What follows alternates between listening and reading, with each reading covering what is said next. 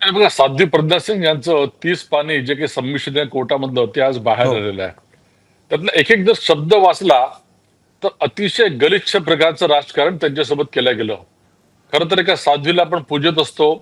ती साध्वी नसली तरी महिलेला कसा आपण सन्मान द्यायला हवा ही आपली शिकवणूक आहे.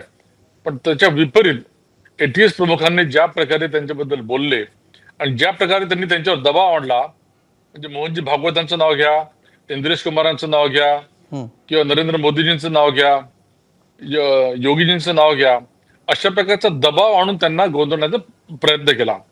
आता मला देखील आठवतं की त्या काळामध्ये साधारणतः संघाच्या वर्तुळामध्ये देखील स्वयंसेवक असं बरेचदा बोलायचे की हे मोठं षडयंत्र आहे आणि जिथे परमपूज्य मोहनजी भागवत सरसंघचालक यांनाच कुठेतरी डेंट करायचं आणि पूर्ण हिंदू समाजावर घाला घालायचा असा प्रयत्न चालू आहे. हो. दुर्दैवाने तो प्रयत्न सफल झाला नाही.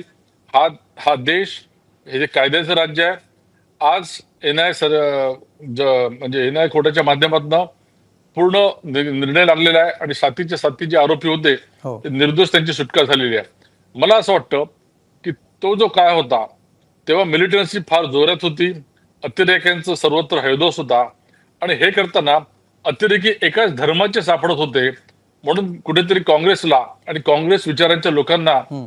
पोटात दुखायला लागलं आणि त्यांच्या मग मेंदूतून सुपीक मेंदूतून हा जन्माला आलेला हिंदू दहशतवाद जिथे चिदंबरम असो किंवा सुशील कुमार शिंदे असो यांनी हा केला आणि त्याला शरद पवारांसारख्यांची देखील साथ लागली.